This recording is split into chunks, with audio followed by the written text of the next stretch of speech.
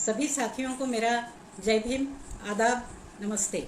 मैं ज़ैबुन्निसा शेख फुले शाहू अम्बेडकर मूवमेंट का काम दिन में 12 ही घंटे उसका प्रचार प्रसार करना, ये मेरे ज़िंदगी का एक हिस्सा है। उसी तरह 8 मार्च महिला जागतिक दिन के लिए सभी महिलाओं को हार्दिक शुभेच्छा। बहनों और भाइयों, महिला जागतिक दिन दूसरे देश के महिलाओं को अधिकार न होने की वजह उन्हें आंदोलन करना पड़ा, लेकिन हमें तो भारत की महिलाओं को तो गॉड गिफ्ट मिला, क्योंकि ये सारी उपलब्धियां हमारे महापुरुषों ने हमारे लिए खुद संघर्ष करके हासिल कर दी। और आज हम बहुत खुशकिस्मत है कि हम मतों का अधिकार है, हमको अपने तरीके से ज़िंदगी जीने का अधिकार है, और ये सारा श्रेय हमारे भारत के महापुरुषों को जाता, जिसमें समग्र क्रांति के जनक महात्मा ज्योतिबा फुले, छत्रपति शाहू जी महाराज और डॉक्टर बाबा साहब अम्बेडकर, जिन्होंने कायदे से ये राइट्स हमें दिए हैं। उसी तरह मुझे कहना है कि इस मोमेंट में महिलाओं की हिस्सेदारी, महिलाओं की जिम्मेदारी। भाइयों, मैं कहना चाहूँगी कि महात्मा ज्योतिबा फुले, जिन्होंने, क्योंकि उनके पहले जो अपने मुल्क में प्रगल्भ समाज जो है, कल भी था आज भी है, और उन्होंने शिक्षा का अधिकार अपनी तरफ रखा था, प्रॉपर्टी रखने का अधिकार उन्हीं को था, शिक्षा लेने का भी अधिकार उन्हीं को था। इसलिए भारत का ये बहुजन समाज अज्ञानी और अडानी था। इसी के लिए महात्मा फुले जी ने जो क्रांति की, और ये क्रांति करते समय उनके जो अनुभव है, क्योंकि ये जो शुरुआत है ये महापुरुषों के संघर्ष की ही शुरुआत है, मैं उसमें ज़्यादा नहीं जाना चाहूँगी। लेकिन आज हम जो जी रहे हैं और हम जो समाज में जगह पा रहे हैं, उसके लिए इनका बहुत बड़ा योगदान रहा। तो मेरी जिम्मेवारी बनती है कि मैं ये बात आपको भी बताऊं। इसमें मुझे ज़्यादा बताने की ज़रूरत नहीं है। महात्मा फुले के बाद में इसी मोमेंट को छत्रपति शाहू महाराज ने आगे बढ़ाया। शाहू महाराज जी के बाद डॉक्टर बाबा साहब अम्बेडकर ने तो कायदे ही लिखकर इस मुल्क के सभी शोषित पीड़ित समाज को, आज समाज जो एक महिला मुस्लिम समाज की, जो समाज पर्दे के बाहर नहीं होता था, आज कायदे से अधिकार मिलने की वजह से मैं आपके सामने ये बात रख रही हूँ। और उसी हिसाब से फुले शाहू अम्बेडकर की मूवमेंट को इस मुल्क में एक और भी ऐसी हस्ती है जिनका जन्मदिन 15 मार्च है, वो मान्यवर कांशीराम जी, और उन्हीं की मूवमेंट से मेरे कार्य की शुरुआत हुई। मैं उस मूवमेंट में मैं अपना परिचय पहले भी दे चुकी हूँ, मैं ज़ैबुन्निसा शेख, लेकिन हमारे दादाजी, मेरे पिताजी के पिताजी, हमारे तीसरी पीढ़ी में हमारे दादाजी बाबा साहब अम्बेडकर के एक छोटा सा कार्यकर्ता बोल के काम करते थे। इसलिए हमारे परिवार को इस मूवमेंट के साथ जुड़ने में बहुत आसानी हुई। दूसरी एक बात कि हमारे परिवार से कोई पॉलिटिकल बहुत ज़्यादा किसी ने कुछ किया नहीं, सब पढ़े लिखे उस वक्त के हिसाब से, और सारे नौकरी पेशा थे, इसलिए ये सारी बातों को उनको फेस नहीं करना पड़ा। लेकिन ये विचार हमारे दादाजी बाबा साहब के कार्यकर्ता होने के साथ साथ सत्य शोधक समाज की भी किताबें उन्होंने पढ़ी थी, और वो समाज का हल्के में लोगों के बीच, ओबीसी लोगों के बीच जाकर प्रचार प्रसार करते थे। इसलिए हमारे परिवार को इस विचारों की आदत पड़ गई है।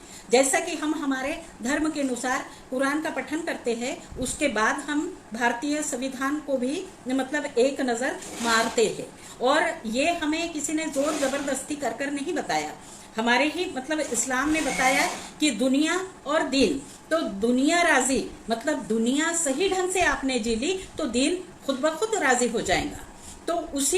तो दुनिया क्या है? दुनिया जीने के लिए भी तो हमको कुछ किताबें चाहिए। तो दुनिया जीने के लिए हमें भारतीय संविधान और फुले शाहू अम्बेडकर जी के विचार चाहिए। और दिन के लिए तो हमारा कुरान है, हमारी इबादत है। और दुनिया अगर सही चले गई तो हम दिन भी सही कर पाएंगे, यही हमारे को हमारे धर्म ने भी बताया। और उसी चीज को मद्देनजर रखते हुए हमारे परिवार में दादाजी के बाद मान्यवर जी कांशीराम जी जब यहाँ महाराष्ट्र में आए और जब उन्होंने बाम सेट का गठन किया तो 3 लोग पहले जुड़े, जिनमें स्वर्गीय उबाड़े साहब, उनके साथ साथ बंसोड़े साहब और मेरे चाचा महबूब आलम जो यवतमाल में रहते हैं। इनकी शुरुआत वहां से हुई।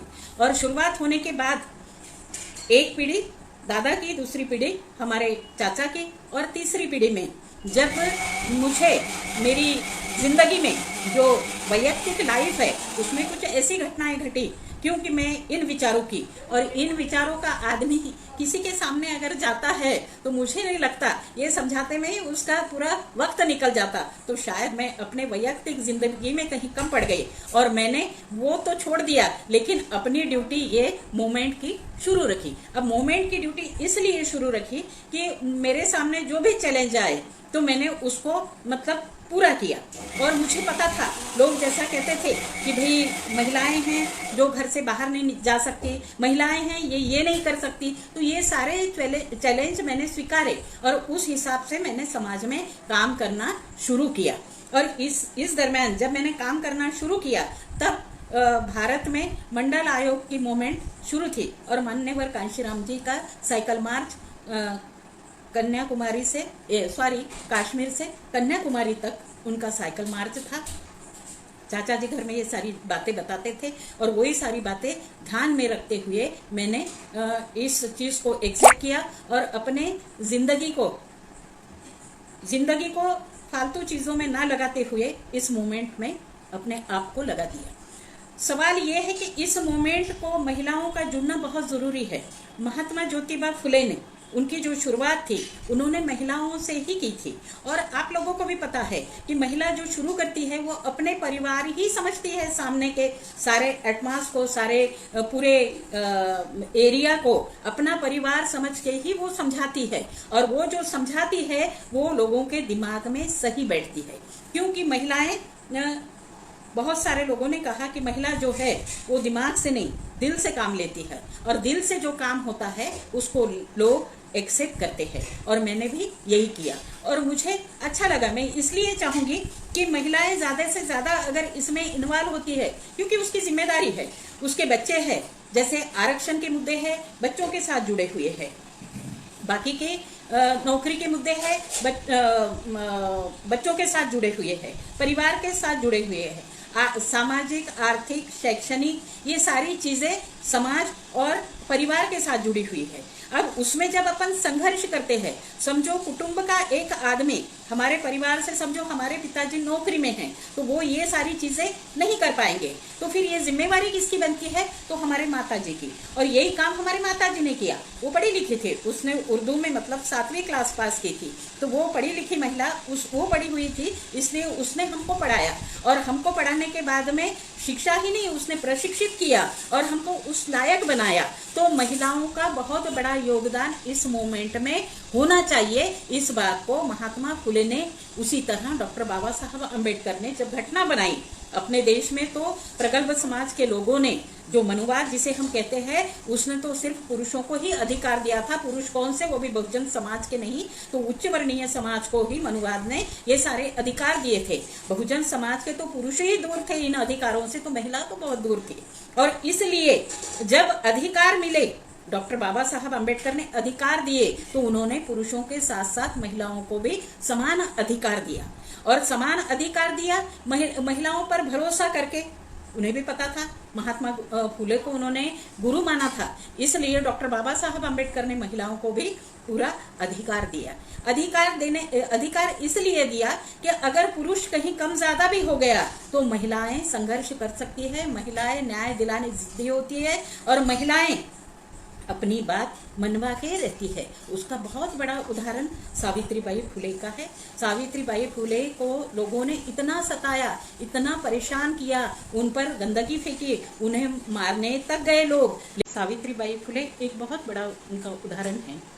समाज में महिलाएं ही घर की चालक होती है और आदिवासी संस्कृति के हिसाब से भी महिलाओं में सूझबूझ, संयम और सारी चीज़ें होती है, समझने की,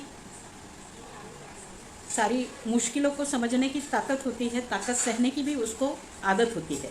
और इसीलिए महापुरुषों ने ज़्यादा विश्वास महिलाओं पर ही किया और महिलाओं की जिम्मेदारी भी बनती है।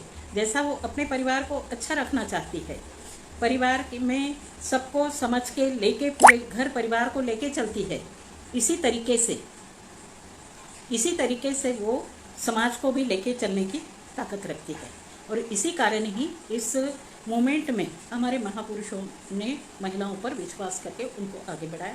उसका उदाहरण सावित्रीबाई फुले है, इससे पहले मैं बता चुकी हूँ। उसी तरह उसी चीज़ को सामने रखते हुए मान्यवर कांशीराम जी ने भी इस चीज़ को आगे किया और उत्तर प्रदेश में बहन जी को जो आगे किया उनमें वो काबिलियत पैदा की और उनकी ताकत को देखते हुए, सारी चीज़ को देखते हुए उन्होंने अपना उत्तरदायी उनको ठहराया। और यही एक बात है, इस मोमेंट में मैं आप सबको कहना चाहूँगी कि इसमें महिलाओं की जिम्मेदारी बहुत ज़्यादा है। महिलाएं ही ये सारी चीज़ें आगे ले जा सकती है। अब मैं अपने मुद्दे पर आती हूँ कि समाज में आज भी, जैसा हम बोलते हैं कि आज भला ही देश आज़ाद हो गया, हमें संविधान मिल गया, लेकिन हमारी जो दिक्कतें सर्वसामान्य ज़िंदगी में आर्थिक, सामाजिक, शैक्षणिक, बहुत सारी पारिवारिक, ये सारी अड़चनों को हमको फेस करना पड़ता है। और ये सारी फेस करते वक्त, जैसा हमारे महापुरुषों ने बताया था, इतना संघर्ष किया, इतना कार्यकाल गया महात्मा ज्योतिबा फुले के ज़माने से लेकर तो मान्यवर कांशीराम जी तक, और उन्होंने बहुत सारी चीज़ें हमको समझाई, बताया, कृति की।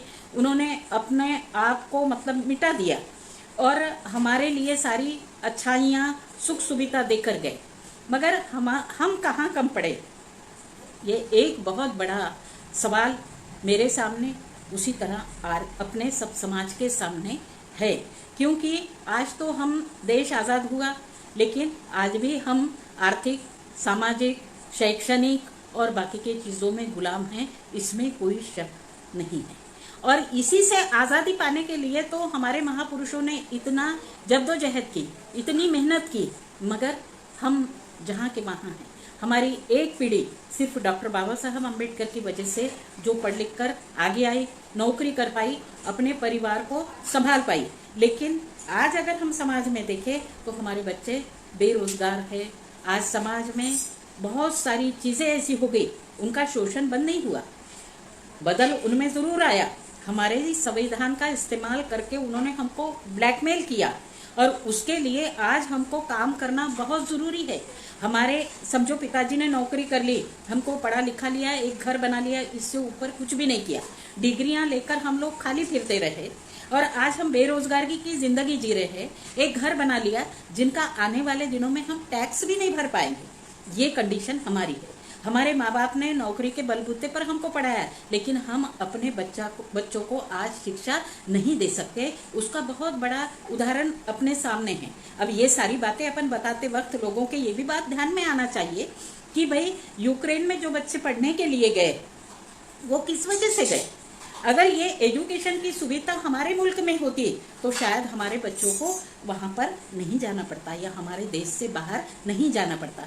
दूसरी एक बात कि हमारे मुल्क में भी शिक्षा है, लेकिन उस शिक्षा का रेट इतने महंगे हैं, उसको इतना भुगतान करना पड़ता है कि हमारी कई पीढ़ियां बर्बाद करके भी हम उनका भुगतान नहीं कर पाते। जैसे MBBS, मुझे भी पहले ऐसा लगा, लेकिन जब पता चला कि वहाँ MBBS करने की फीस 25 लाख रुपए है तो यहाँ 1 करोड़ है, मतलब 3 पट ज़्यादा पैसा हम लोगों को लगता है। हम ढंग से आज एक चपरासी भी शिक्षा अपने मुल्क में अच्छे से हासिल नहीं कर सकते।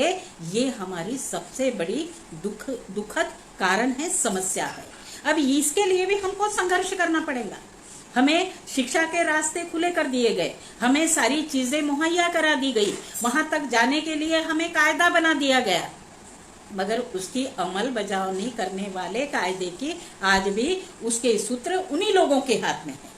अब इसको तो बहुत बड़े जिम्मेदार हम लोग हैं, क्योंकि तादाद में बहुजन समाज बहुत बड़ा है, 85%।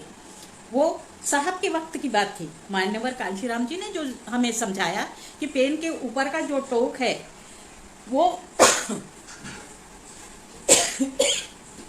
वह 15% समाज है, और उसके नीचे का पूरा जो भाग है जहां से रिफिल होती है शुरू, वो जो भाग है वो 85% समाज बहुजन समाज है। आज भी उस बहुजन समाज के हाथ में ऐसा कुछ है ही नहीं, और आज भी वो दिक्कत और मशक्कत की जिंदगी जी रहा है, आजाद भी होकर गुलामी की जिंदगी जी रहा है। अब इसका प्रचार प्रसार कौन करेगा? इसका प्रचार प्रसार हमारे मुट्ठी भर लोग ये सारी चीजें करते हैं, और जैसे हमारे घर में से एक को पता होता है, पूरे घर को पता ही नहीं होता है।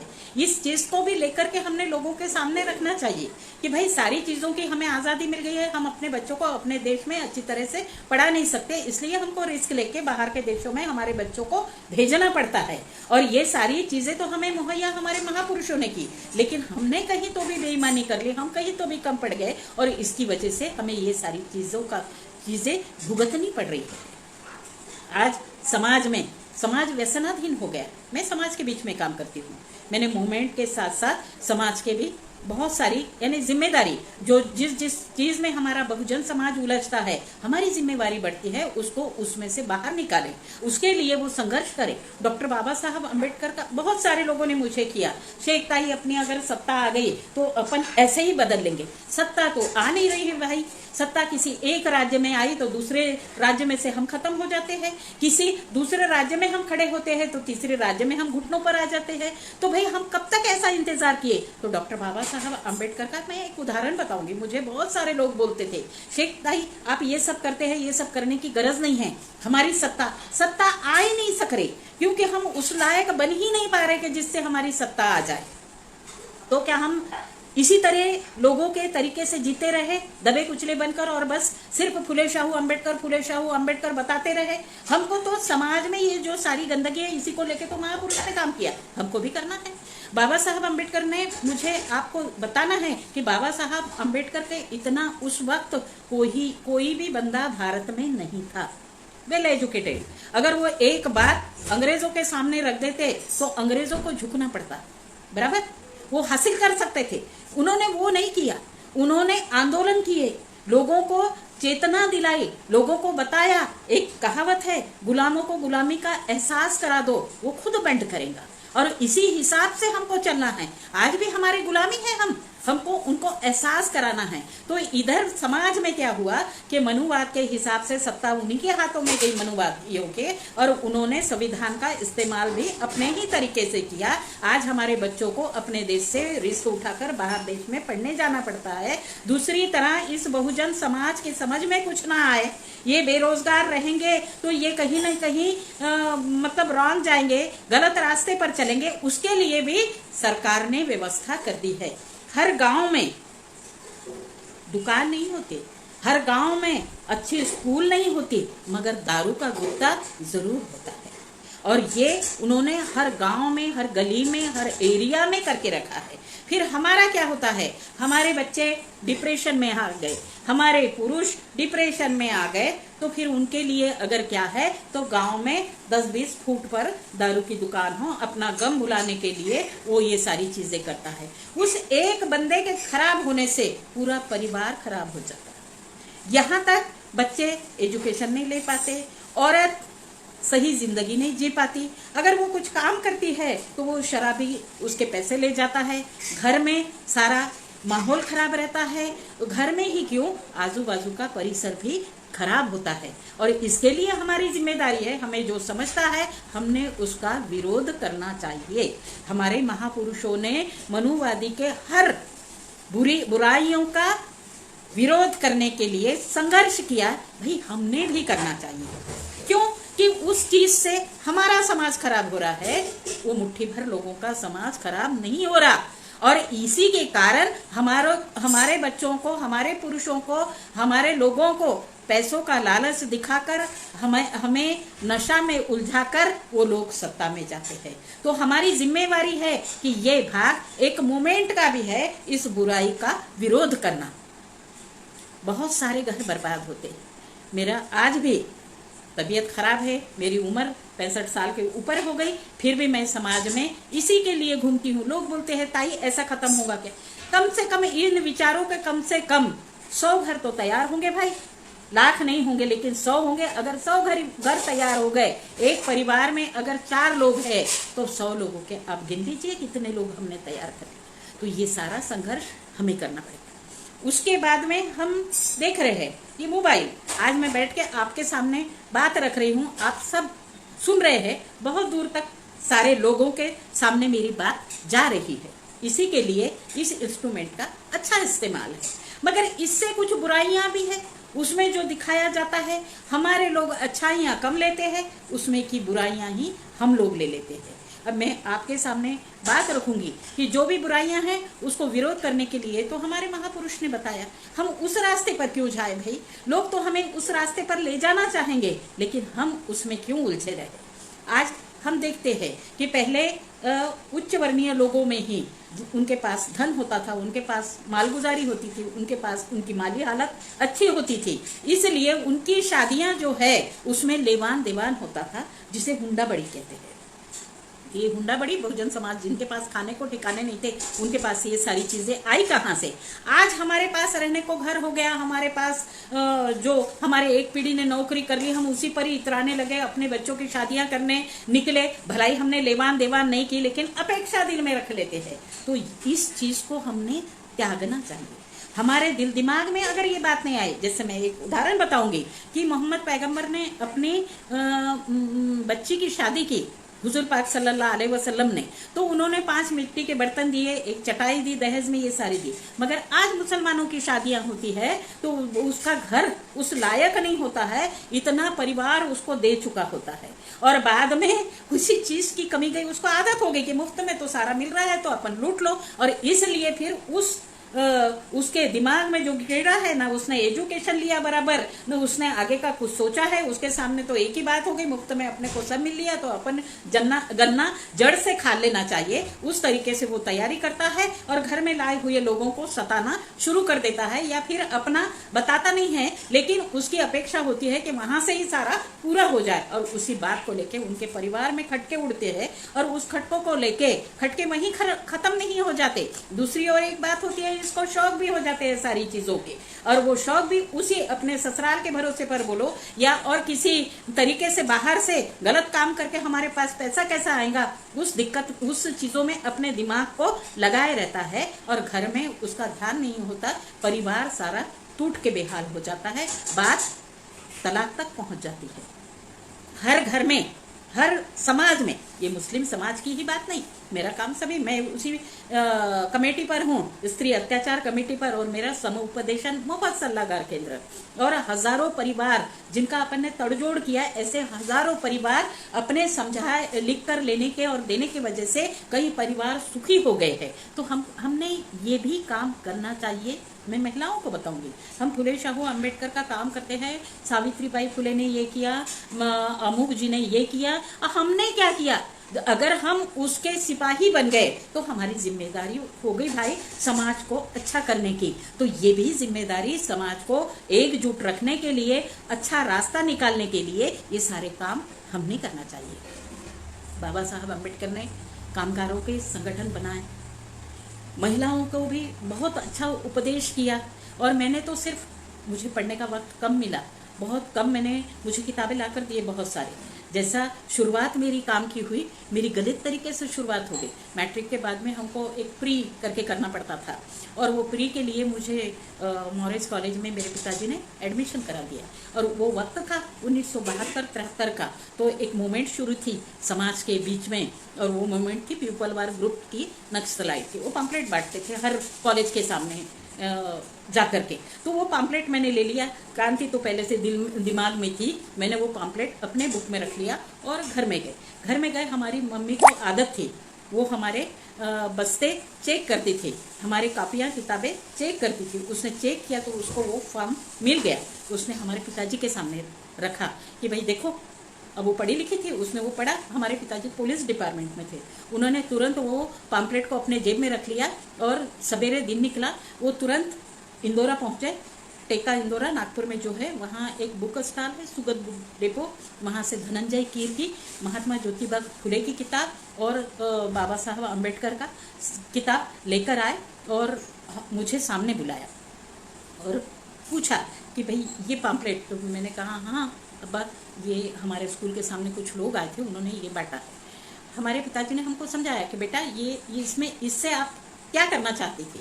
तो मैंने लिखा, उसमें तो लिखा है कि ऐसी क्रांति करो, समाज के विरोध में क्रांति करो और ऐसा करो वैसा करो, तब जाके समाज को न्याय मिलेगा, ऐसा इसमें लिखा है ये पम्पलेट के। तो मुझे लगा कि मैं इसी तरीके से इसमें ज्वाइन करके मैं भी कुछ करना चाहूँगी। तो हमारे पिताजी ने मुझे समझाया।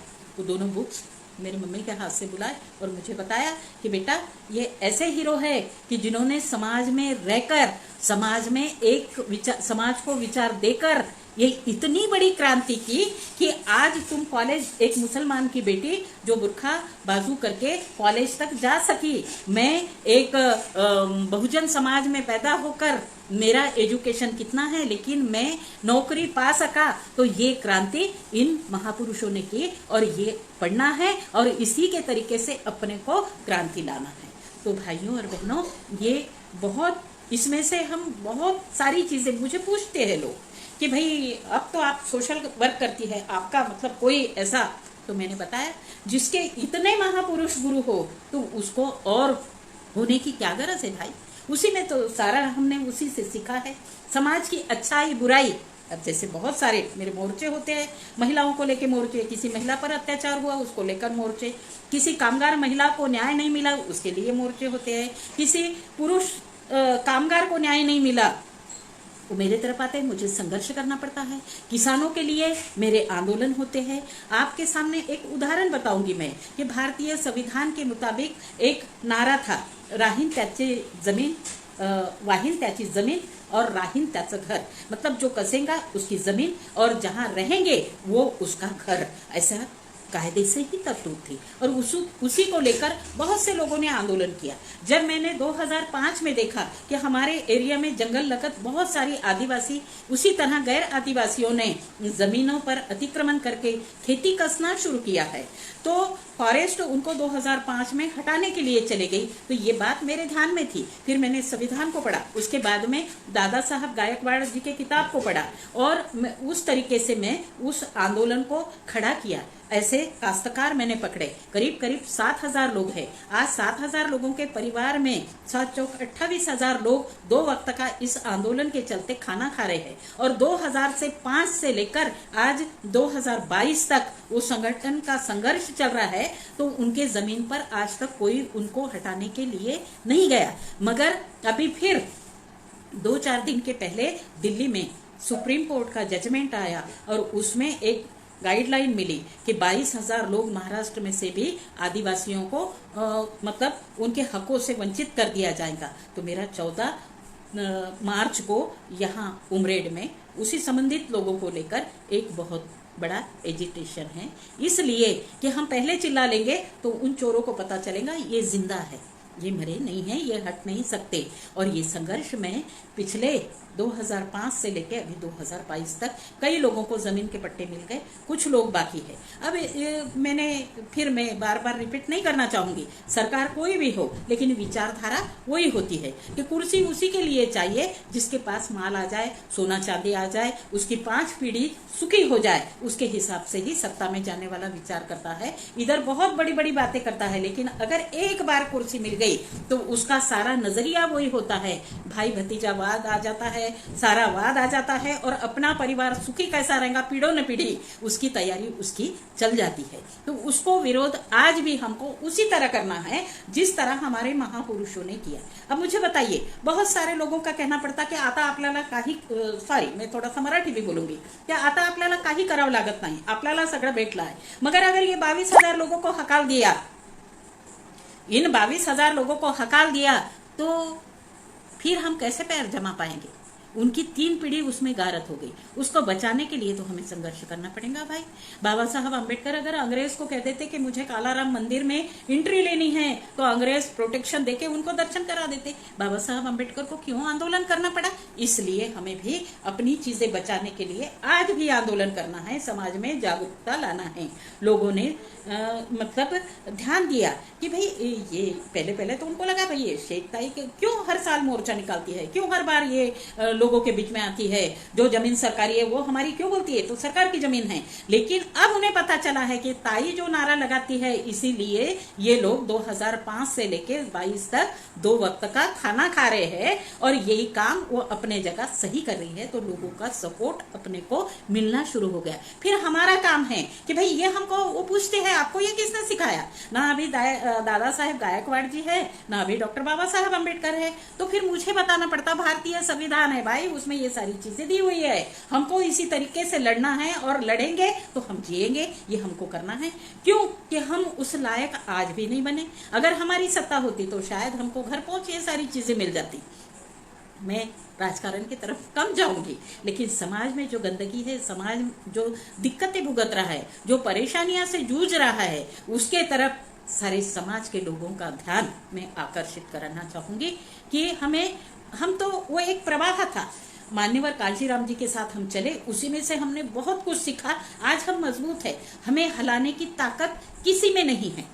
मैं तो एक महिला हूँ, अल्प समाज की हूँ, लोग बहुत सारे डराते हैं, लेकिन मेरे पास मेरे महापुरुषों का अभ्यास है और भारतीय मेरा कवच भारतीय संविधान है, किसी की ताकत नहीं है मुझे हिला ले। और ये भी एक बात, अपने आप को कम ना समझो, राजकारण ना हुआ तो क्या सही ना सही, लेकिन आज भी मुझे कहीं डिसीजन लेने की गरज पड़ती है तो बड़े बड़े प्रशासकीय यंत्रणा मुझे याद करती है, मुझे पूछती है। तो आप सोच लीजिए ना, आप कहाँ कम हैं, आप कहाँ कम हैं। हमारे लोगों की यही दिक्कत है, पद मिलना चाहिए, हमारे हाथ में आना चाहिए और बाद में हमने क्या करना चाहिए। हाथ में आने के बाद में भी तो हमारी नीतिमत्ता हमारे महापुरुषों ने बताया उसी मार्ग पर जाने वाली हो तो हम समाज को सही कर सकते, सिवाय नहीं तो हम सिवाय अपने और किसी का भला नहीं कर सकते। तो भाइयों और बहनों, हमारे हर माँ बहन ने ये बहुजन समाज की ये तैयारी करना चाहिए कि इस मोमेंट में हमारा योगदान इसीलिए जरूरी है कि हमारे समाज को अच्छा बनाने के लिए, हमारे बच्चों के भविष्य के लिए हमने ये सारी चीजें करना है। अब तो कोई महापुरुष नहीं आएगा तुम्हें ये सारी चीजें बताने और पढ़ाने, और मैं उनसे भी राजी नहीं होती।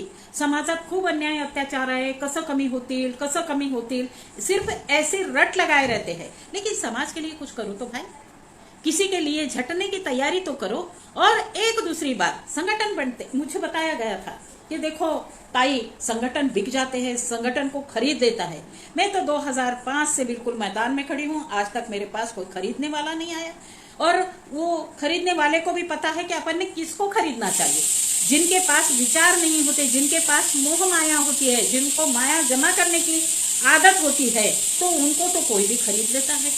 अब सवाल ये है कि मोह माया छोड़कर डॉक्टर बाबा साहब अम्बेडकर जी ने हमारे नागपुर के दीक्षा भूमि में बहुत सारे भाइयों ने उनके पीछे जाकर बौद्ध धर्म की दीक्षा ली, मगर दीक्षा लेने के बाद भी अगर मोह माया हमारे दिल के कोने में है तो वो दीक्षा हमारे किसी भी काम की नहीं। दूसरी एक बात, महात्मा फुले ये कितने धनवान थे, आपको और मुझे पता है, हमने पढ़ा है, हमने सुना है। उसके बाद शाहू जी महाराज तो राजा थे, लेकिन डॉक्टर बाबा साहब अम्बेडकर वो कितने धनवान थे, क्या उन्होंने संघर्ष नहीं किया? अगर वो भी अगर दिल के कोने में ये बात को रख लेते मोह माया को, तो आज मुल्क में नहीं पूरे विश्व में इतना बड़ा धनी आदमी कोई नहीं होता। मगर उन्होंने दीक्षा लेने से पहले की जिंदगी दीक्षा लेने के बाद में भी बहुत ज्यादा मौका नहीं मिला, मगर एक संदेश देकर गए और उन्होंने बताया कि अगर तुम समाज का काम करते हो तो समाज तुमको जिंदा भी रखता है और चलाता भी है। आज बहुत बड़ा उदाहरण ज़ैबुन्निसा शेख आपके सामने बैठे। पीएसपी में एक धुन थी, मान्यवर कांशीराम जी के पीछे जब चले तो जो भी पूंजी थी वो सारी लगा चुके। आज बच्चों के तरफ ध्यान नहीं दिया तो बच्चे भी अपना पढ़ लिख के रोजी रोटी अपनी कर ही लेते हैं। अपना जो था गार्ड का वो भी जैसे मराठी में कहा जाता घरावर तुळसी पत्र ठेवून, बस उसी तरीके की जिंदगी है। आज यहाँ की राय से कल वहाँ की राय से, उसका कौड़ी का भी मलाल नहीं। लेकिन मेरा जो संगठन है ऐसे लोगों का है कि जो अपने गांव से पूरी तरह टिकट निकाल के उमरेड तक नहीं पहुंच पाते, ऐसे लोगों का संगठन मेरा जनहित संघर्ष समिति है। वो जो किसानों की, जिसे जबरान जोत कहते हैं, जो सरकार के जमीन पर अतिक्रमण करके चलते हैं, वो लोग इतने गरीब है कि जो मेरे तक पहुंचने को भी उनको पैसे नहीं होते, फिर भी ये संगठन 2005 से अभी 2020 तक के पूरे तैयारी के साथ चल रहा है। कैसे चल रहा है? एक कि भाई एक को पकड़ने के बजाय हम 100 लोगों के पास जाते, 100 लोगों से हम 10-10 रुपए इकट्ठा करते, 1000 रुपए इकट्ठा होते, और 100 लोगों में से 25 लोग हमारे पीछे होते। 75 लोग नहीं आएंगे, वो तो बोलेंगे, लेकिन जब वो 25 लोगों को देख लेते तो वो 75 लोगों को लगता है कि ताई ने जो किया है, ताई जो कर कैसे चल रहा है।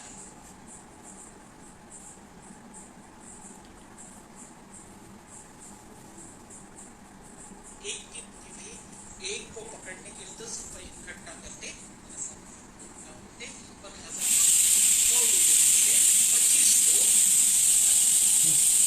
पिछले कई सालों से ये संगठन पूरी पुरजोर चल रहा है। लोगों ने, मुझे तो गलत ही लगा कि जिन लोगों ने बताया था कि ये बिक जाते हैं संगठन या चल नहीं पाते हैं, जो लोग कमज़ोर होते हैं, जिनके पास विचार नहीं होते हैं, लोग उन्हीं को खरीद लेते हैं। तो मैं आपसे फिर रिक्वेस्ट करूंगी कि समाज में ऐसी बहुत सारी चीज़ें हैं जो बहुजन समाज के साथ ही होती है।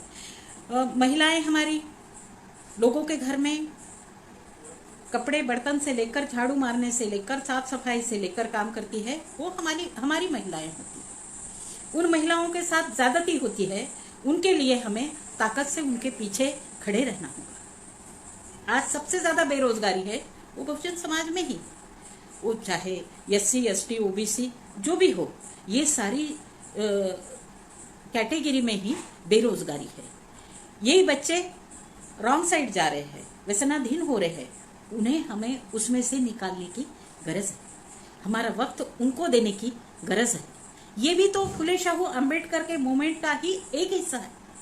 उसके बाद हमारे कर्मचारी लोग उकसा देते हैं, जैसे कि अभी ST महामंडल का आंदोलन चल रहा है, किसी ने उनको उकसा दिया और सरकार ने उनको फंसा दिया। आज इतने दिनों की उनकी ड्यूटी, अगर कोई सूझबूझ वाला संगठन फुले शाहू अंबेडकर के अभ्यास से पूरी तरह वाकिफ और संविधान को जानने वाला होता तो शायद आज वो ST कर्मचारियों के साथ इस टाइप का नहीं होता।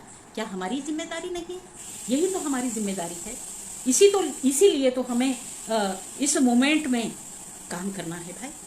लोग कम हैं। मुझे कभी कभी बहुत अफसोस होता है, अगर मैं जहाँ खड़ी होती हूँ पीछे मुड़ के देखती हूँ तो मुझे बहुत खाली महसूस फील होता है कि भाई अपने बात कोई है नहीं।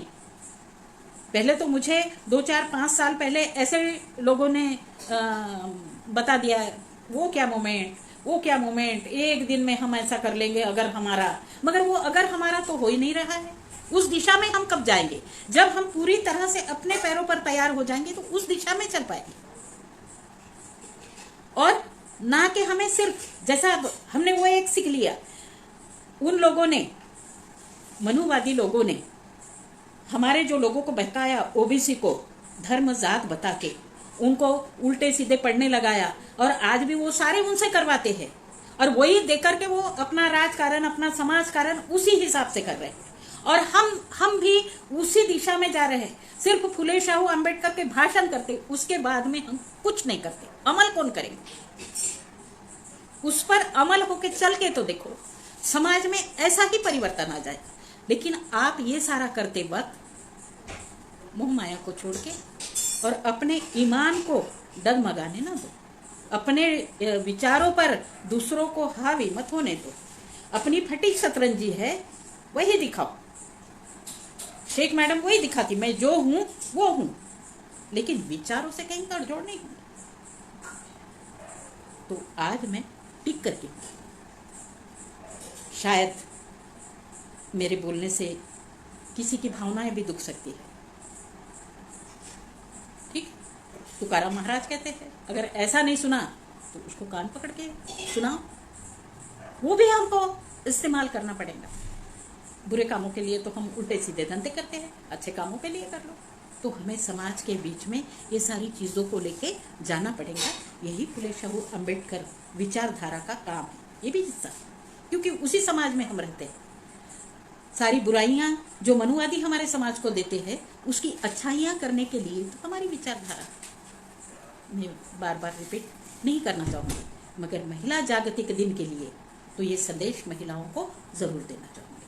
हमारी बच्चियाँ पढ़ी लिखी है, हमारी बच्चियाँ पढ़ी लिखी है, उसका इस्तेमाल अच्छी चीज़ों में हमने करना चाहिए, या फिर हमने उसका इस्तेमाल अपना समाज आगे कैसा जाएगा उसके लिए करना चाहिए। सिर्फ हमने पढ़ लिया, हमारे अपने आप में ईगो लाके हम उस समाज के बीच में नहीं जा सकते, वहाँ तो हमारी बराबरी नहीं हो रही, वहाँ हम बैठ नहीं सक रहे। हमारा तो समाज आज भी वहीं खड़ा है। मुट्ठी भर लोग तरक्की कर पाए, लेकिन आज भी मेरा काम देहातों में होता है, गांव खेड़े में होता है। तो आज भी लोगों की कंडीशन उसी तरीके की। बीमारियां समाज में इतनी सारी आ गई, उसके लिए बहुत सारी योजनाएं आती है, बहुत सारे लोगों को पता नहीं। हमने वहाँ भी जाकर के अपने गौर गरीब समाज को कैसा उनको हम न्याय दिला सकते हैं या उसका फायदा करा सकते हैं, उसके भी लिए हमारे लोगों ने काम करना चाहिए। और ये सारे काम करते वक्त मोह माया को थोड़ा सा दूर रखना चाहिए। और एक बात फिर से आप समझ लो कि जैसा महापुरुषों को लोगों ने चलाया, तुम एक बार उस रास्ते पर चल के देखो, समाज आपको भी उसी तरह चलाएगा। मैं आपका ज़्यादा समय लेना नहीं चाहूँगी, क्यों कि मेरे मोर्चे की भी तैयारी मुझे करनी है। मुझे खांडेकर जी ने इससे पहले भी कहा था, तो हमारी दीदी जिसका मतलब स्वर्गवास हो गया, तो वो उसी दिन बहुत बीमार थी, तो मैं पिछली बार आप लोगों के सामने नहीं आ पाई, सॉरी। मगर आज मैंने ये सारी बातें आपके सामने रखी। कुछ लोग बैठे हैं जो इंतज़ार में है मेरे बात करने के, तो मैं आप लोगों से सबसे क्षमा चाहूँगी और मुझे बोलने का मौका दिया, क्योंकि मुझे ये सारी चीज़ें हैंडल करते भी नहीं आती और मैं इसमें जाना भी नहीं चाहती। तो मैं आभारी हूँ उनकी, जिन्होंने मुझे यहाँ बुलाया। उनका बहुत बहुत धन्यवाद। जय भीम, जय भारत, थैंक यू।